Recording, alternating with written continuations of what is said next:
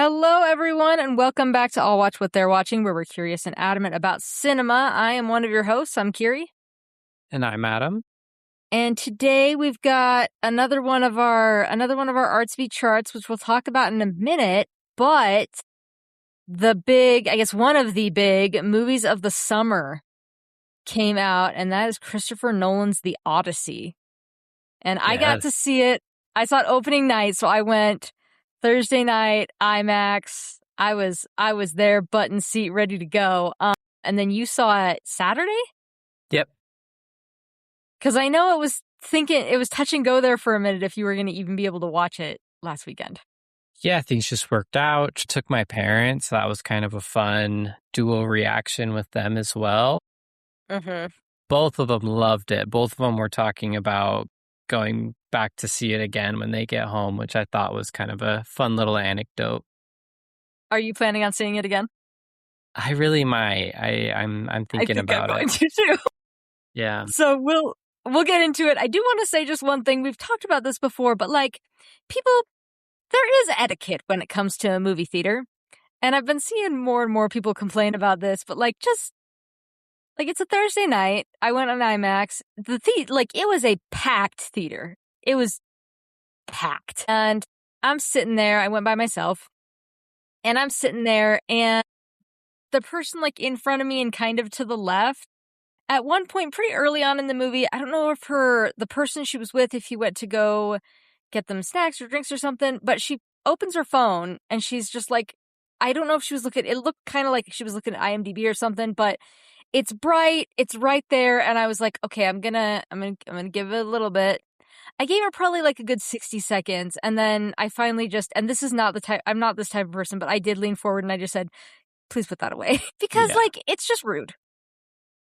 It's a big theater. We're all here to watch this movie. I don't want to see what you have going on your phone. It's super distracting. So anyway, I feel like I've been seeing more and more things lately with just theater etiquette. So just I don't know, PSA, people, when you're going to a theater, turn off your phone, put it away. Don't be chit-chatting during the movie. Just if that is not something that you are willing or able to do, then rent it at home or wait for streaming. As much as I want people to go to the theaters, and I do, make sure you're following theater etiquette. Please and thank you. That's all. Yes, please. Yeah, it's definitely something, you want to have this collective experience together, and it's easy for people to just not get into that. But I think that we can just talk about the Odyssey a little bit. Yeah. My experience with the book, or poem, I should say, classic poem, is I think I've read parts of it, and I think I've talked about it in some college classes. I've seen enough things to know generally some of the things that happened, and it's as I'm watching it, I'm familiar with all these snippets of things happening, but ultimately I'm not a big Odyssey head. And I think it was, movie of the year so far. Incredible experience, incredible feat of modern day filmmaking. I'll say a little bit more. I thought all the casting was really great. I don't think there was anyone that wasn't pulling their weight. Totally agree. A couple of them Oscar worthy. A couple of them were just incredible supporting roles that just, between. Yeah, I just thought it was all so well done. But talk to me a little bit about your relationship with the Odyssey, because I know you have a little bit more background there. I went through a Greek mythology phase when I was younger. I remember my dad had a little chapter book that was an adaptation of the Odyssey. And I remember him reading it to me and just getting really, really into it. So that was kind of my first introduction, but then I definitely latched on to just Greek mythology. I wanted to know everything about it. There was just so much that I was fascinated by. And then I have read the poem since. I took a Greek and Roman literature class in college, and I believe we read both the Iliad and the Odyssey. Okay. it has been a while though. So there were things that I didn't remember, things that I remembered. I was like, that's different or that's missing. That being said, like I love the heck out of it. Like it finished, and because as I was watching it, there were things that I was like I don't feel like this is, because I really don't want to get into spoilers. I would rather everyone just go see it. So this isn't spoilery. I do wish that there had been a little bit more of the mysticism and mythology to it. It didn't feel quite as it felt much more grounded than I think I was expecting from this type of film. Right. And it's one of those things that I understand why Christopher Nolan made the choices he did. And I don't necessarily say I would disagree with what he was trying to portray. I would have loved to see a little bit more of the magic.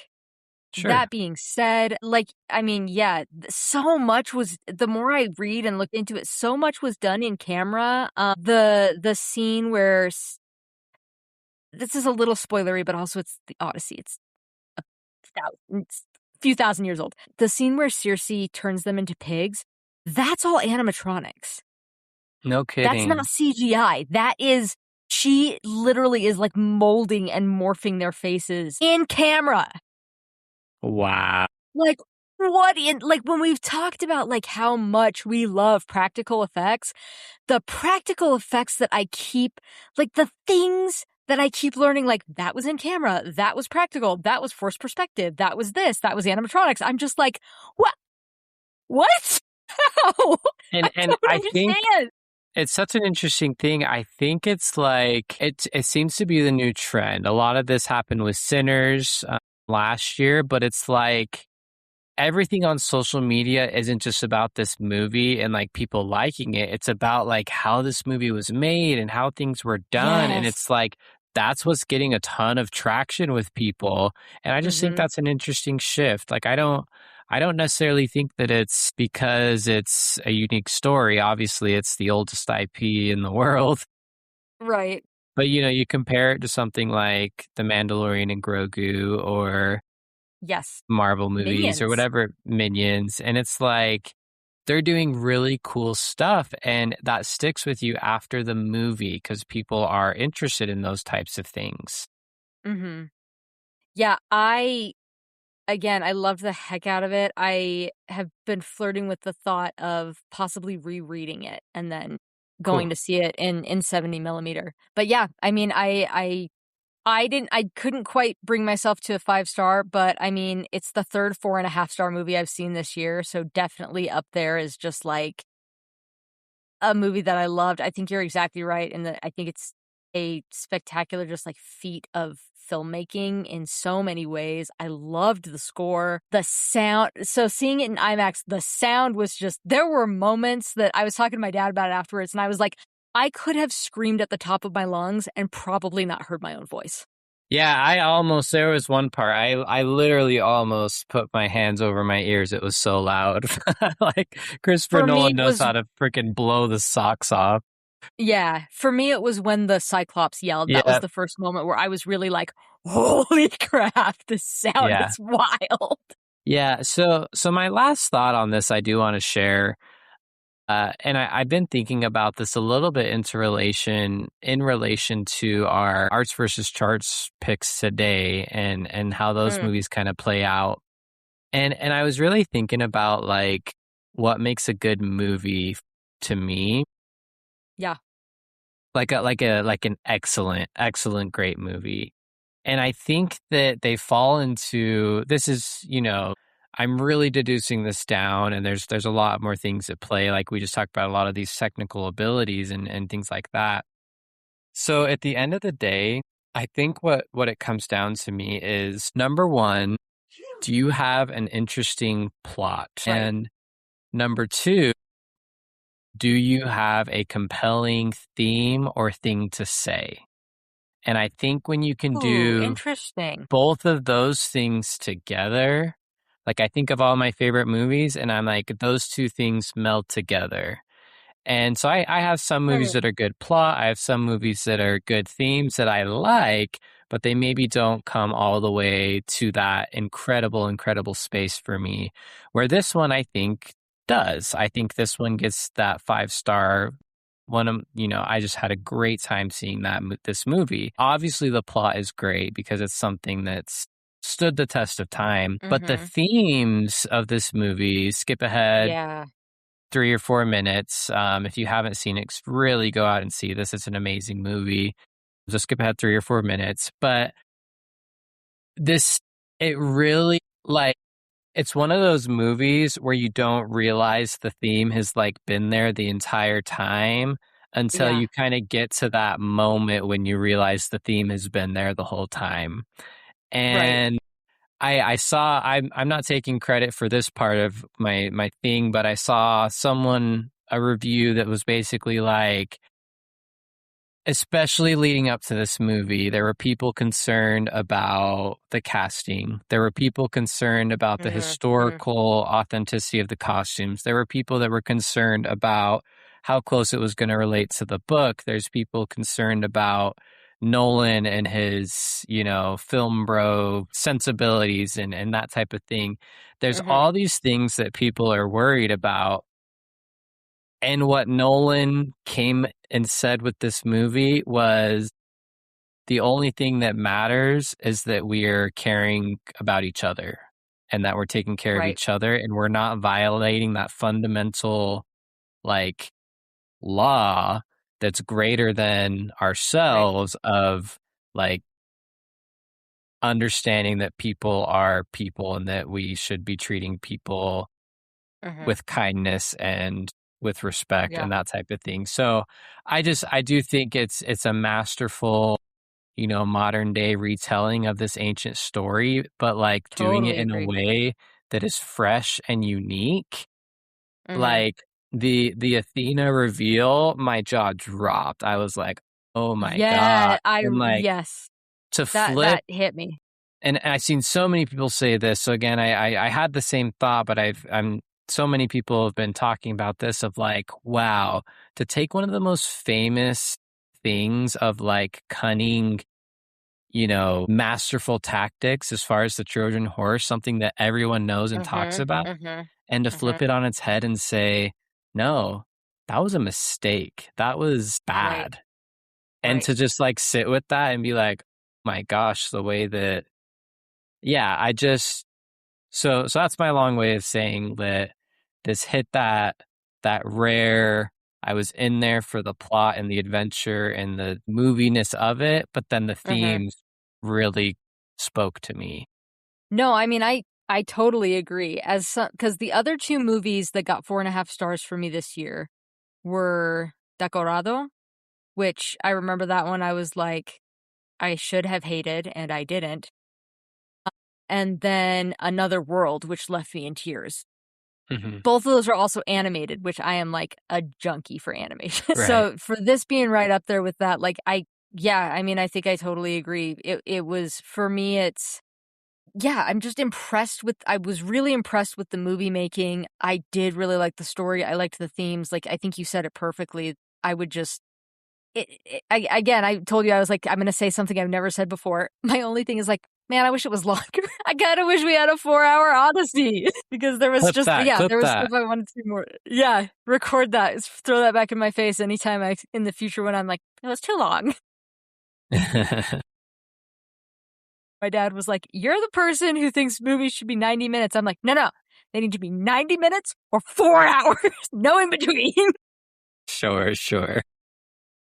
But yeah, no, like I said, I think you said it perfectly. I could not recommend this movie more to everyone right now. I would absolutely go see it. I would say see it on a big screen if you can. If you can't, don't let that make or break. I think a lot of people are being very snobby right now about being like, it has to be seen in 70 millimeter. And as much as I'm definitely a person who wants to see it in 70 millimeter, I would just recommend like, just go see it. Go see it with a crowd. Go see it in a theater. It's absolutely worth it.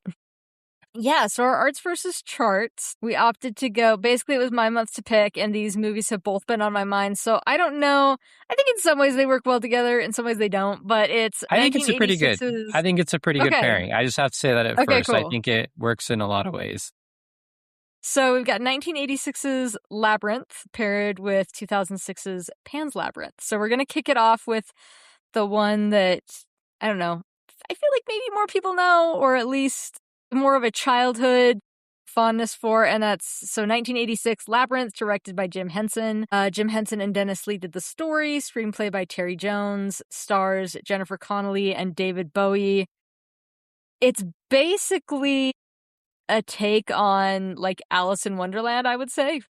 Sure. Where, yeah, basically this teenage girl, this Goblin King steals her brother, and she has to make her way through this labyrinth, and there's various trials and characters she meets, and the goal is to get her brother back from the Goblin King, who is played by David Bowie. But before we actually get into Labyrinth, I would love to know just kind of your history and like experience with like Jim Henson in general. Okay. Big Muppet household, big Muppet fans. Really? Okay. Yeah. Muppet Treasure Island, Muppets from Space, yes. The original Muppet movie. Muppets Take Manhattan, I don't think was like as high as those other three I just mentioned. Mm-hmm. But definitely big Muppet household. Love those guys. Obsessed with the Muppets. We need more Muppets. We need more Muppet movies today. They're just delightful. What about you?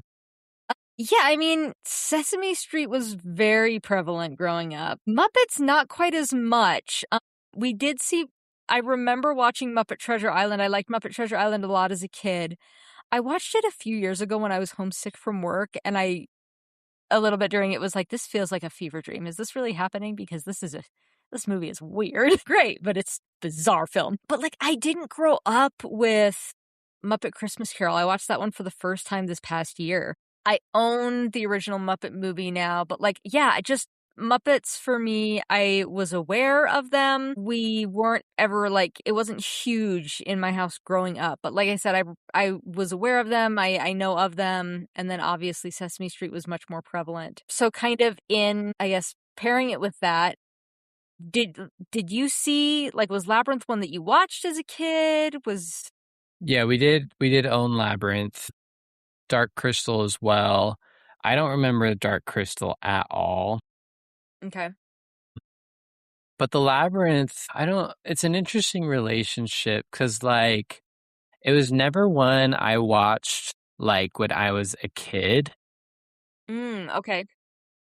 And I think by the time I was like, I don't know, around and watching stuff, I don't know how interested some of my other siblings necessarily were into it. But I think like a few of my siblings have a very deep fondness for this movie.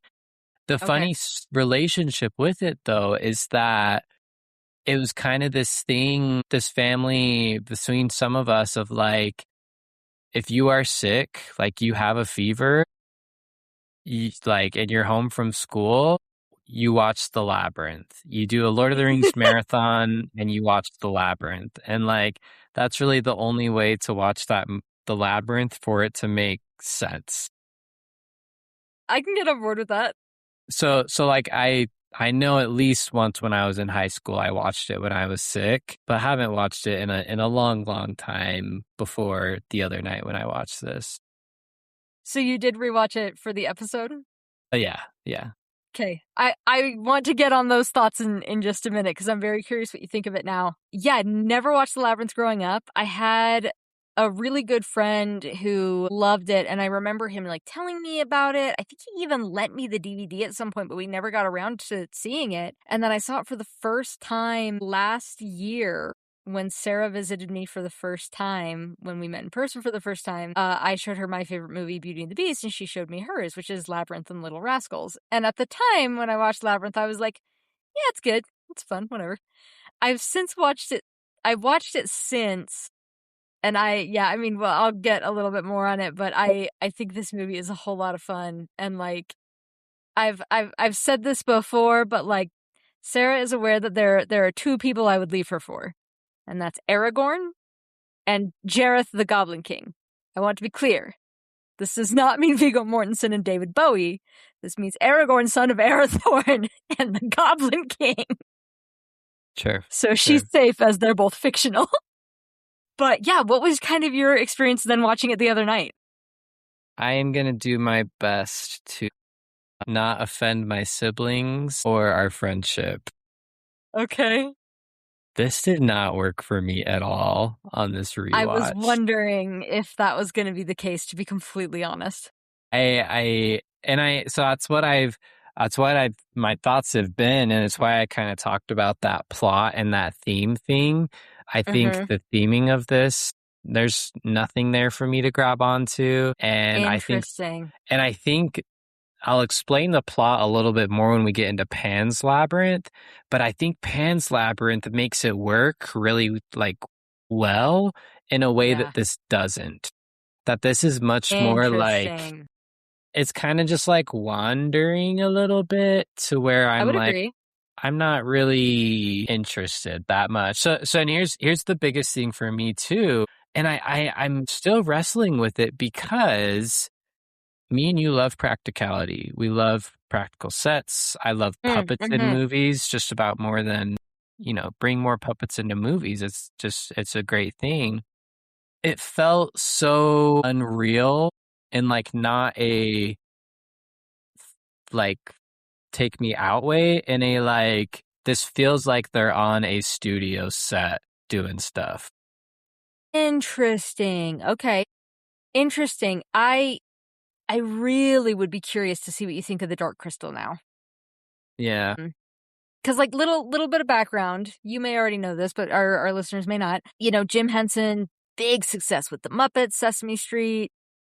He wanted to make a movie with all puppets, and so that's what the Dark Crystal is. It's only puppets. There's no human characters at all. It is very your typical fantasy. Like it's taken things from Lord of the Rings. It's taken things from Wheel of Time. It's taken.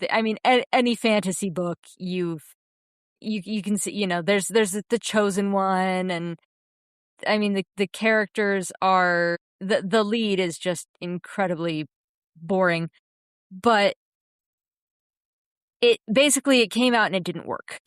Audiences did not care for it.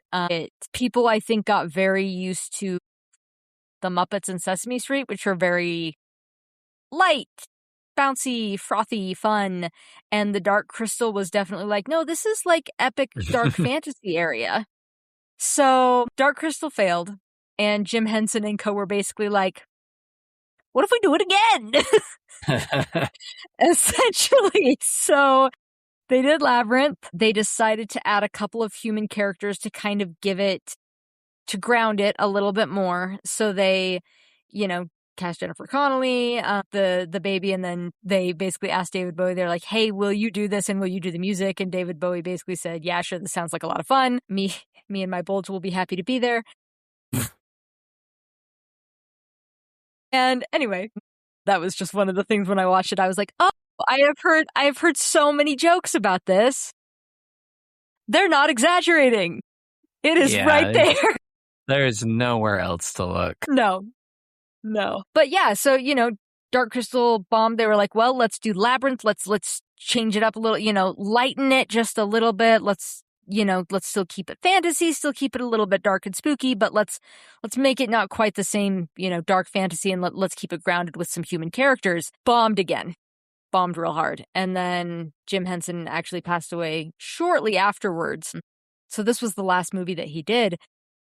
But yeah, it's interesting because, was a total flop at the time and really has kind of become a cult classic. Which, by the way, Right. as I was writing that down, I was like, a future episode might be top 3. A future episode that could be fun might be top 3 cult classics. That would be cool. But yeah, just it's kind of blown up to this thing, and I only got to see it last year, but I watched it pretty shortly after I watched The Dark Crystal, and it was interesting seeing them back to back. I do think you're right in that I think probably the last 20 minutes it starts to feel like it's meandering a little bit. I think from the point you meet the Fireys, Mm-hmm. I think that's where I tend to kind of be glancing at my watch going, okay, let's chop. Those the head guys. Yeah. Okay. I think that's where there's like an hour left. I thought with when you meet them. Really? Maybe it's not 20 minutes. Maybe it's like 30 or like 45. Anyway, I don't know. remember. Again, I do think think it spends some time meandering. I'm not going to argue with you there. I'm like, I want to look at all these puppets. I think, all the hands that in scene that is one so scene, cool. that's insane. That's insanity that they did that. Insane. And I'm like, yeah, that's really cool. And I love that. But fitting it within the greater frame of the story, I'm like, it's just not working well for me. Yeah, I can totally see it. The first time I watched it, I was like, that was cool. Like, I gave 3.5 stars. Since then, I mean, I think Magic Dance is just a jam. Whenever that comes on when I'm at the gym, I'm like, oh yeah, we're gonna No, get that's this great. going. I think I got a steelbook of it, which I love, and seeing it in 4K is really, really cool. It's just so crisp. And for me, a lot of it just comes down to the craft of, yeah, like you said, all the hands and the puppetry involved. It's extremely impressive to me. I was actually wondering that, and I don't think this affected my viewing experience, but I think it's like if something is on a streaming service, compression happens with these movies Yes. where Agreed. they become really, because like the file on the streaming service itself, they want it to be as small as possible so that you don't have buffering or things like that. This movie looked horrible on my TV. And I was That's too wondering, bad. if it was like really bad compression or something, but I like the very first bit, it got better once they got into the fantasy land, but like when the movie starts, I was like, oh, this does not look good. What is going on? So I was trying to research it a little bit, but I'll have to research that a little bit more. Cause yeah, on And the 4K, real good. I don't love calling out, like, especially when an actress is like a child, like Jennifer Yeah. Connelly isn't even, an adult at this point, but I just find her performance bad. And I think that just didn't work for me. Plus, there's just weird Get stuff that. of like the tension between her and David Bowie. And it's just kind of like this weird. Yeah. I know it was like a Yeah. different time, but that doesn't necessarily mean it was right at the Yeah. time either. So No, it's just I like, got you. you're like, this is kind of weird, but yeah. I agree. I don't think Jennifer Connelly is out and out bad. I think it's very much like, well, she's a child actress and she's fine. I don't feel like she's a huge detriment. I also don't feel like I think as a viewer, it's difficult to create an emotional bond with her character. Right. And so for me, where I am just like, look, I'm just happy to like be in this world vibing with David Bowie, the Goblin King, and seeing cool puppets. Like, I'm just like, this is fine. But I think I do agree if someone is watching this for the first time, like, I don't know. Yeah, I think I would say like watch for the craft, watch for the fun, because I don't think Jennifer Connelly creates a character that is easy to like connect with emotionally. I'll absolutely agree with that. I still think it's, like I said, I still think it's a heck of a lot of fun. For me, it's a 4-star movie. And another thing that I like, one of my favorite podcasts I was listening to, they were just talking about like movies for kids during like the 80s and 90s. And I do like when like a quote kids show or kids film doesn't really pull their punches, because I feel like the act of watching a movie like creates a safe, and they said this, the podcast is alternate ending, so I don't want to take the words out of their mouth. I really liked what they said, and I think it applies here, where like films give kids an opportunity to grapple with emotions in like a safe space, where like they can deal with loss and fear and sadness and anger in a place where, mom and dad, or mom and or dad, I should say, are right there able to kind of, be with this kid as they're dealing with these, really grappling with these different emotions that can come up during films. And I think Labyrinth gives some really interesting opportunities to do that, which I that in and of itself, I can appreciate. Yeah, no, really well said. I know I've said this a million times on the podcast. Like, I understand why people like it. And I have a huge respect for the, technical feats with the puppets. And I mentioned the hands and some of the other things they do. But at a fundamental enjoyment level, Just not for you. Just did not work for me this time around. So we'll So see I when I land at revisit 4 it later. stars. I land at 4 stars with that one. Where do you land? I don't want any of my siblings to be too mad at me, so I'm gonna pass.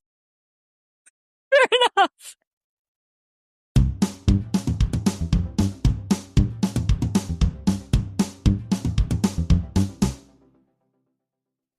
So now, another one that is similar but different. 2006's Pan's Labyrinth, directed by Guillermo Del Toro, written by Guillermo Del Toro, starring, let me see if I can pull my Spanish out for this, Ivana Baquero, Ariadna Gil, Sergi Lopez, Maribel Verdú, and Doug Jones. Yeah, the only American guys, the monsters. Yes, but yeah, do you want to summarize this one, or do you want me to do this one? Well, I'm a little more familiar I with did it. want to share on that note, I saw a Letterboxd review and it says, the only reason I'm not afraid of is it the Invisible Man? What's his name? The Pale Man? The Pale Man, sorry. The only reason I'm not afraid of the Pale Man is because I know it's just a guy named Doug Jones. Fair. True. Very fair. Yeah, no, I'd be happy to share a little bit.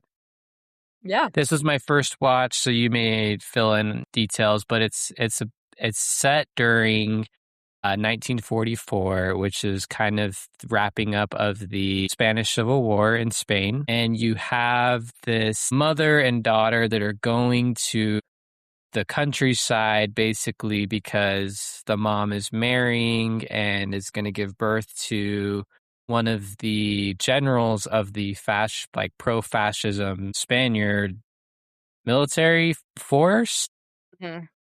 While he is actively fighting sort of this guerrilla resistance in the woods.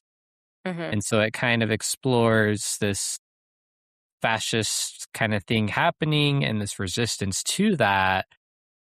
But then you have the perspective of this little girl who kind of goes away into this fantasy world, whether it's real or not, to kind of seemingly like grapple with some of these things and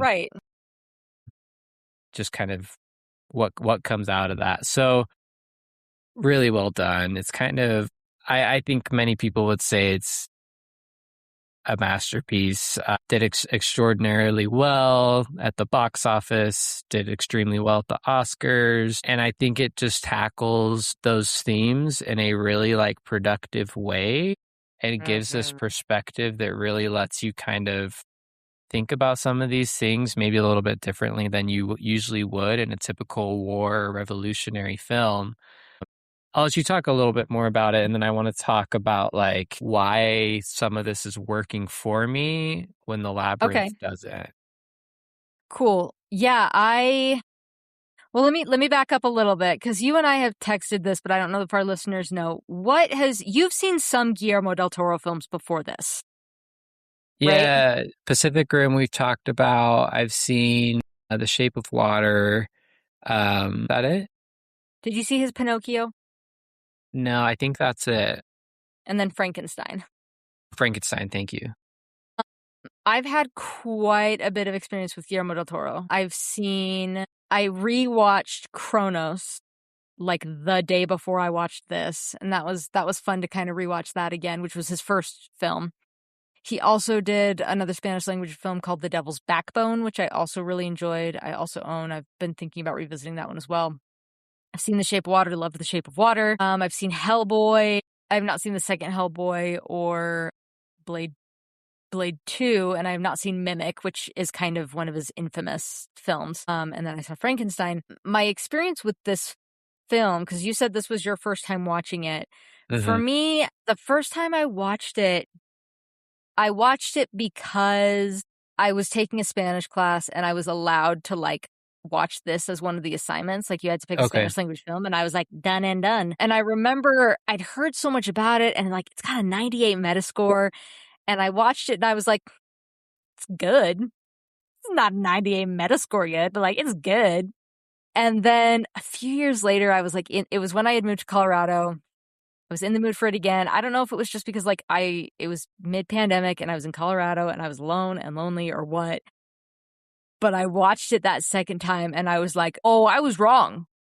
This is 98 Metascore good. Like, this is really good. Holy crap, this is a masterpiece. And having seen a lot of his others, I still think this is his best. I do think this is like Guillermo Del Toro's masterpiece. But yeah, I'll talk a little bit about some of the puppetry and the makeup and some kind of fun facts. But I'm curious to kind of hear more of your thoughts on the themes and stuff, because I as someone who loves story and fairy tales, you know, kind of how we talked with Odyssey a little bit, this movie it really hits the right points for me. So I'm curious kind of how it resonated for you.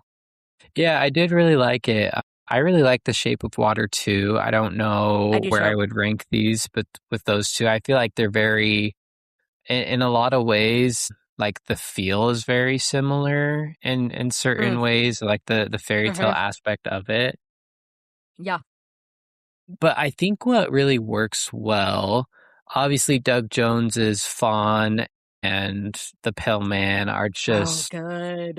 like instantly iconic and instantly like you can't take your eyes off the screen. Like, you just have to watch Agreed. it. It's so good. And now I think that like, I don't know that all the CGI works super well 20 years later. Like, there's some things I know that most of it's puppets, just FYI.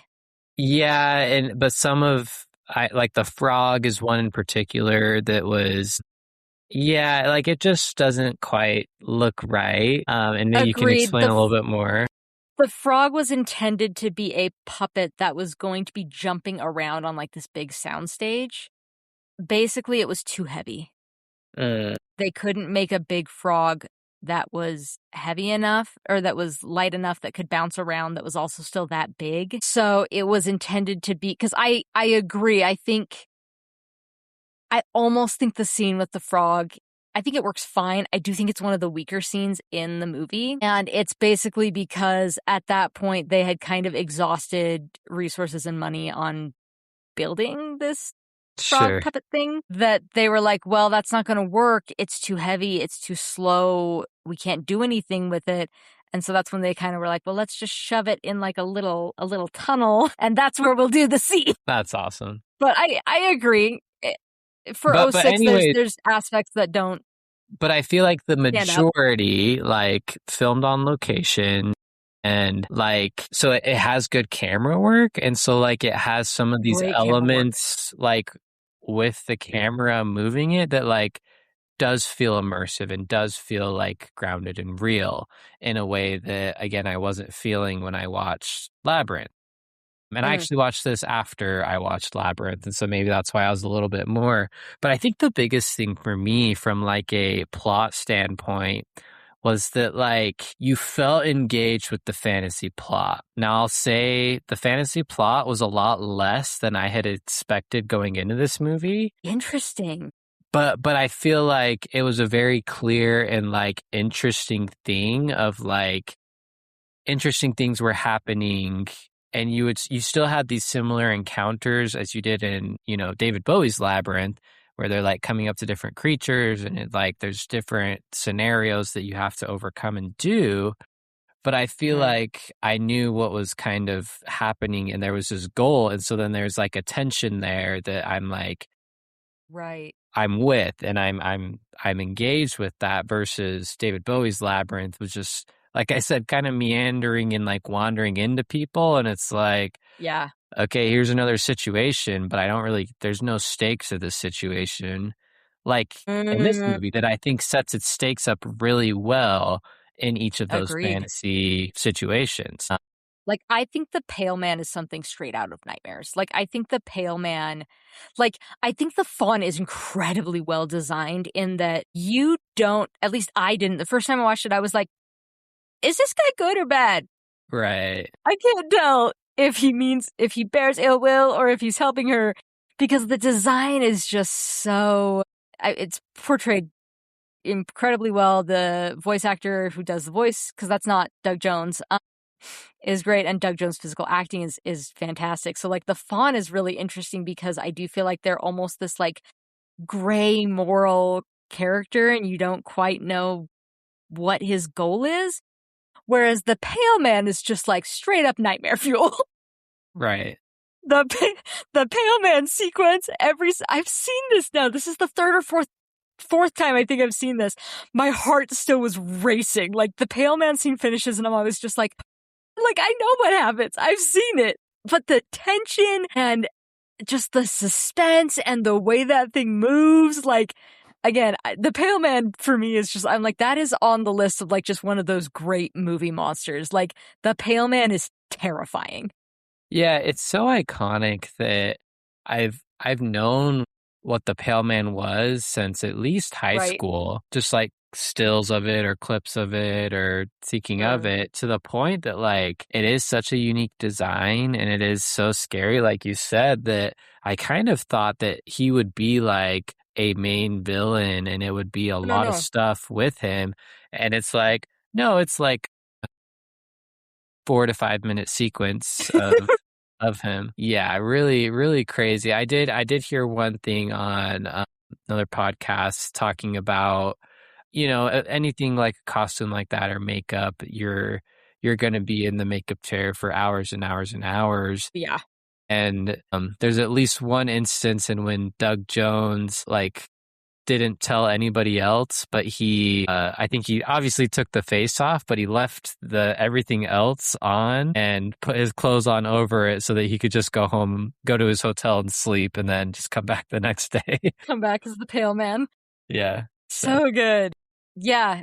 I love the Pale Man. I pretty much agree with everything you said. The really interesting thing about this film as well is because it was shot in Spain, like a lot of these actors were actually cast against type. So like there were people who thought Maribel Verdú, who plays Mercedes, was like almost like too pretty for her role because she was typically playing like these different romantic leads. Interesting. And like the Captain Vidal, he, I want to say, typically played either heroes or comedic roles or something, and like the Doctor had typically played villains. So he was casting a lot of people against type, which cool. I think, plays off in a really interesting way. But yeah, I really quite love the fairy tale aspects of it and how well it kind of, I feel like with a film like this, it's very hard to keep both the fairy tale and the reality equally engaging. Yeah. And I feel like I never have a moment where, like, when we go back to reality where I feel like let down, where I'm like, I just want to get back to the fairy tale, or like vice versa. Like, I am equally as, I'm like, oh yeah, I'm on board. I'm on board no matter what we're doing. And everything about Doug Jones and the puppetry. So like Doug Jones learned Spanish for the film, but basically because when Guillermo Del Toro was like, no, the font, it has to be Doug Jones. And so we contacted Doug Jones. Doug Jones was basically like, yeah, I would love to. This is a Spanish language film. I don't speak Spanish. And Del Toro was like, oh yeah, no, we're dubbing your voice. You can say what you want. I don't care. Like, you can recite the ABCs. We're going to dub you over. I don't care. But to make the dubbing easier, and so the actress who played Ophelia would have a little bit more to like work off of rather than just spouting lines, he did learn the lines in Spanish so that he could recite them in Spanish, even though it's not his voice, which I think I love whenever an actor is like really, really dedicated to their craft in such a way. Yeah. Speaking of Ophelia, gotta be up there in one of my favorite child performances in any movie. Good. Like, I think just does a really good job of like communicating innocence, but also this like almost you can kind of understand like this kind of burden she puts on herself of like growing up and having to like get immersed into these fantasy worlds. So where like she just doesn't feel annoying. She doesn't feel out of No, place not at at all. any point. And so like you just feel engaged, you feel for her and just does an incredible job. Again, where Jennifer Connelly, and I'm very Yeah, sorry to say this, but I'm kind of annoyed by how you're I acting and totally what you're get that.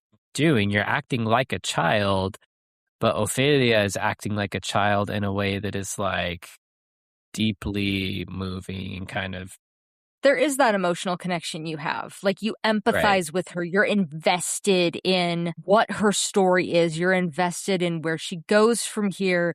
You care about what she cares about. You're scared of things that she's scared of, both the fantasy and, the captain. I think another thing too is, and I didn't think about this until just now, but like Mercedes is one of my very favorite characters in the film. But yeah, I love Mercedes. And I think one of those reasons is she shows more maternal like instinct and caring for Ophelia than even her own mother does. yeah, And I think that as well, like in the way, because we are so connected to Ophelia, we feel that bond to Mercedes as well. We want to see Mercedes succeed. We're worried when she's captured. We're invested in who who she is and where she goes because Ophelia is. yeah, And I think that also translates really well, whereas, like, I don't really care much for her mom, but kinda in the same thing, Ophelia, when she is, like, really distraught over her mom's pain, like, you feel that, and I think you're exactly right. In ways that we don't connect with Jennifer Connelly in Labyrinth, we do connect with Ophelia in Pan's Labyrinth. yeah. No, definitely. You mentioned Mercedes too, I think, or that's Mercedes. Am I Yeah, saying that right? I'm doing the Spanish accent, but yeah. Mercedes. I do love like a well-placed Chekhov's gun is really Yeah. like it is kind of something that you is exciting to watch. Yes, Obviously it's hard to do well, agreed. but I think the knife is done very well. I totally well, because I was watching it with Sarah, and the moment where she has her hands tied up and she's taken into the stock room, Sarah looks at me and she was like, "But she's still got the knife, right?" And I was like, Just watch, watch." Because yeah, I agree. It's that thing where you're like, "Oh, okay, she's got the knife. Like maybe she'll be okay." Because you saw what happened to the man with the stutter, and so yeah, I don't know. I can't I can't stress enough, just I love this film. I love that I love just kind of the magical storybook fairy tale motifs. I think it's done in a really delicate way where this is a fairy tale for mature audiences in the way that it deals with like mature themes and like political Mhm. intrigue. It's not just like a dirty or a raunchy or a bloody fairy tale. It's like, Exactly. no, this is a fairy tale that just happens to occur in fascist Spain. Like, and there are implications with that. Just kind of like if you ever do watch his Pinocchio, like, I mean, Disney's Pinocchio is incredibly dark as well, but like it deals with kind of some fascist Italy stuff. And it's like, oh, this is a little dark. This isn't completely, a children's story. And besides the fact that this is like rated R, this very much feels like a fairy tale. It also very much feels like it was made for people who can understand not only the mature content, but like the mature themes at play here. Yeah, yeah. Perfectly well said. Can we just talk about how crazy it is that Guillermo del Toro's father won the lottery? And so Yeah, then, if you guys go ahead. yeah, so then like bought a mansion and bought a huge like library. And that's basically why Guillermo del Toro is the way he is because he just read books all day about, Frankenstein and all these classics and mature books and Uh, scared himself so bad that that kind of became his like fascination with monsters and everything. yeah, So just an insane story. he kept having like nightmares and like visions of imagination, visions of monsters. And so he basically like bonded with the monsters as a way to like comfort himself. And yeah, if any of you guys don't know Del Toro's story, it's really, really crazy. Like, he has a bonkers childhood, and he's got like friends at high places too. Like, he's friends with like James Cameron. Well, and like And his dad got kidnapped at one point, held for yeah, like held for ransom, ransom. and he paid the ransom and got his dad back. Just a crazy, and he's such a good, like, charming guy. He, you know, yeah, anytime you hear him speak, he always has these great quotes just about movies or making movies, and just you can tell he just has a kind heart, and you can see it in his movies, and you can see it in the way that he reflects things. So again, I think that juxtaposition of like fascism and a war and rebellion with all the fantasy elements and like this little story that this child is going through, I think Yeah. contextualizes things in a way that really has a power and has a like feeling of wanting to, you know, motivate you to, I don't know, not do fascism or whatever. Right. Yeah, no, I think it's definitely meant to kind of inspire and excite you, even with, the ending is a little melancholy, but I did say this time, because there in the different watches there have been different things that have kind of hit me about this film, but this most recent time I said the moment that really gave me chills this time around was Mercedes. He will not even know your name. That's a I great said, line. if that's not just the best ever screw you to a movie villain. Like, Yeah. so good when he's trying to keep some of his dignity, just being like, tell my son what time his father, and Mercedes like, he's not going to even know your name. Like, that line every time, I'm just like, yeah. No, you're Tell him. exactly right. It's great. Yeah, I really had a good time with this movie. So this one, I mean, this is a 5-star masterpiece for me. I don't know. I don't know exactly where I'm at, but in like that 4 to 4.5 range. So Okay. similar to Shape of Water, I think I have it of 4 or 4.5. So really, really enjoy Guillermo del Toro's work. Doesn't necessarily get into like the 5-star range for me, but like Fair I enough. will simp for the man. Yeah. In the future, I would like to kind of watch some more. I would be curious, again, on the ones you haven't seen, the Devil's Backbone, Kronos, and Right. Pinocchio in particular, just because I do also think there is something about the Spanish language films, and maybe it's just because I love the Spanish language and I find it just I love the cadence of it. But I do think, and this makes sense because it's his native language, I do think the writing is a little bit richer and more beautiful and complex in the films that are in the Spanish language. I Awesome. think especially, and I've only seen Shape of Water once, but I mostly really noticed it in Frankenstein. There are moments that I think sometimes are a little more, the writing is a little bit more simplistic, whereas it just feels richer in things like Kronos and Pan's Labyrinth. No, that makes a lot of sense. But anyway, as always, I got a question for you. Yep. And that is, what are we watching? I was trying to pull it up before you asked it so I could remember. I have no idea what we're watching. I think we got a top 3 coming up that I'm probably supposed to pick. And then, I don't know, it's August. What are you supposed to watch in August? Spider-Man's coming up. So I don't we know. will be doing a July review and August preview. And then I know the beginning of August we'll be doing another top 3 and then another AvC charts. I will be out of town August 18th, so I know we're skipping that week. But hopefully we can get back to back to normal. Like I said, I know we got to continue the Star Wars marathon, but I think kind of the next. Oh, we do, because Huh? we still have Andor. So With yeah, Andor. we gotta watch that. Yeah. There's light at the end of the tunnel. Man, Mandalorian Grogu just left a horrible taste in my mouth. But anyways, appreciate everyone that is listening, giving us feedback, and talking with us. And hope you continue to do that. Share this 5-star review on Spotify or wherever you listen to your podcast. And until next time.